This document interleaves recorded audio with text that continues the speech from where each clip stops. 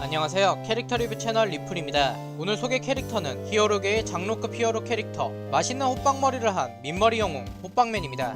호빵맨은 원펀맨의 여러가지 설정면에서 큰 영감을 준 캐릭터이기도 하죠. 오늘 영상은 드래곤볼 영상이 아니기에 제 영상의 빌런 영수맨이 등장하지는 않겠죠. 그럼 오늘의 히어로 캐릭터 호빵맨에 대해서 알아보도록 하죠. 우선 아무도 관심 없을 것 같은 호빵맨의 프로필을 살펴보면 놀랍게도 신체 사이즈가 무려 196cm라는 점입니다. 이 정도 키면 거의 일전에 소개한 천진반의 키가 187cm였으니 예상보다 매우 큰 신체를 가지고 있는 것 같네요. 게다가 머리지름은 무려 65cm로 아주 웅장한 크기를 가지고 있죠. 그럼 본격적으로 호빵맨의 캐릭터 변화에 대한 행적에 대해서 알아보도록 하겠습니다. 우선 1969년에 야나세 타카시로부터 시작된 호빵맨 행적은 사실 지금의 호빵맨과는 여러가지 설정면에서 어느정도 거리가 먼 캐릭터였습니다. 하늘을 날 수 있는 특수한 능력을 갖추고 있는 배가 나온 인간형 아재 캐릭터였죠. 다만 공통점이 있다면 어려운 이들에게 호빵을 나눠주는 컨셉에 대해서는 어느정도 일치하는 점이 있습니다.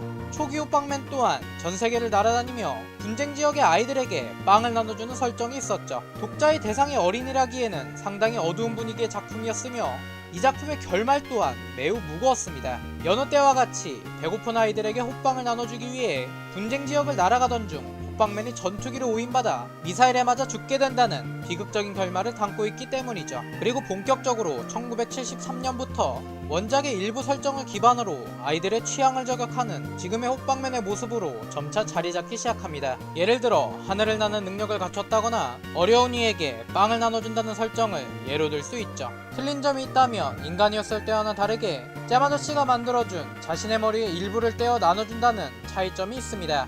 다만 호빵을 나눠주면서 얼굴이 반절 없어진다거나 혹은 얼굴 자체가 날아간 상태에서 활동하는 기괴한 모습에 간혹 학부모의 항의 등을 받는 웃지 못할 해프닝도 있었다고 하네요. 그렇게 1973년도부터 시작해서 2020년 지금의 모습까지 조금 더 우리에게 친숙한 호빵맨의 모습이자 인기 높은 히어로 캐릭터로 자리 잡게 됩니다.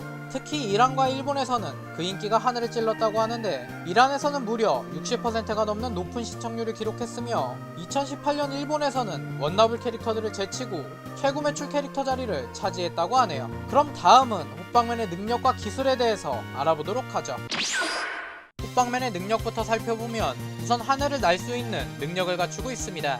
하지만 그냥 날 수 있는 것은 아니고 그의 전용 트레이드마크 중 하나인 망토가 있어야지만 가능하죠. 그 외에도 끝을 알 수 없는 어마어마한 힘을 가지고 있고 원펀맨과 같이 작품 내 먼치킨 캐릭터라는 것이 호빵맨이 갖춘 능력이라고 할 수 있습니다. 하지만 사이타마와 다른 점이 있다면 호빵맨은 자신의 힘의 원천인 얼굴이 못 먹게 되는 상황이 벌어졌을 때 마치 꼬리를 잡힌 사이어인 마냥 힘이 약해지게 되죠.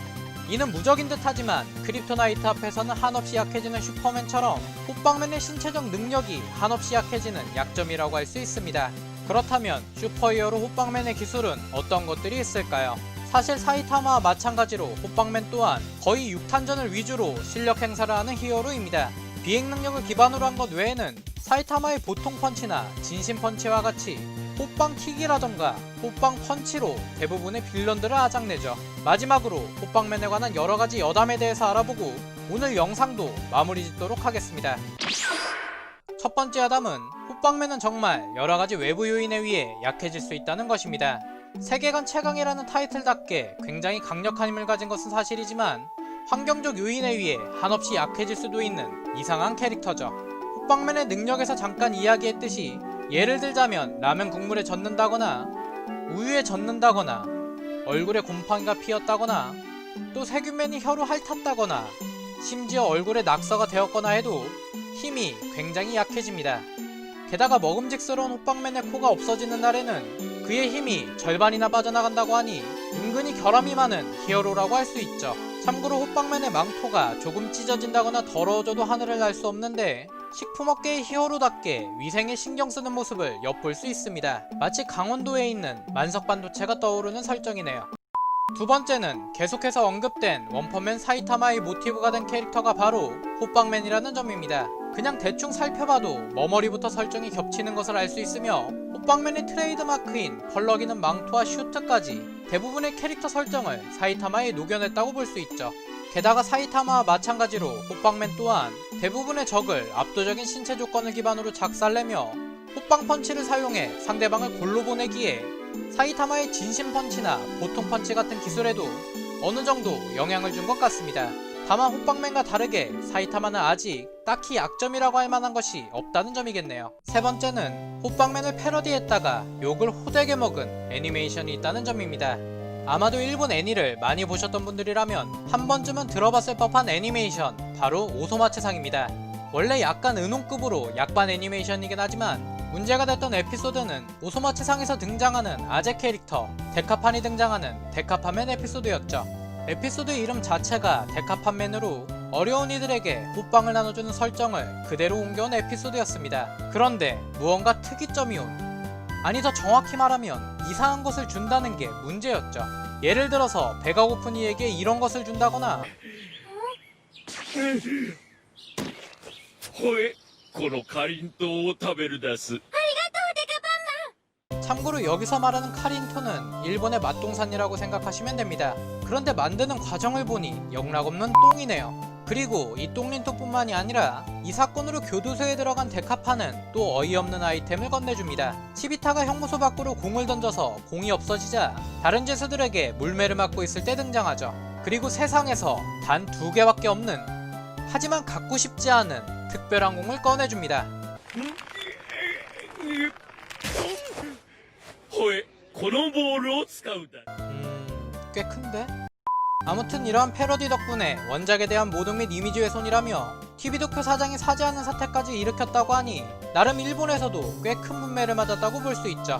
마지막 네 번째는 이제는 한국을 대표할 수 있는 우리나라의 대표 보이그룹 BTS의 노래에도 등장했다는 점입니다.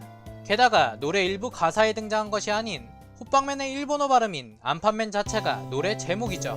BTS의 인터뷰 일부분을 보면 어려운 이들을 도와주며 심지어 배고픈 이들에게는 자신의 머리까지 떼어주는 호빵맨을 자신들에게 빗대어 노래했다고 하네요. 덧붙여 BTS는 팬들에게 자신들의 음악과 무대로 에너지를 나눠주고 싶다고 했다고 합니다. 오늘은 주로 어린이층이 좋아하는 히어로계의 장로급 히어로 캐릭터 호빵맨에 대해서 알아보았습니다. 작품 타겟층 자체가 성인층이 아니기에 연출면에서 다소 강력해 보이지는 않지만 호빵맨의 필살기인 호빵펀치가 에반게리온도 날려버릴 만큼 강력하다고 하니 감히 만만히 볼 수는 없지 않을까 싶네요. 오늘 캐릭터 리뷰 영상은 여기까지입니다. 감사합니다. 지금까지 리플레이 리플이었습니다.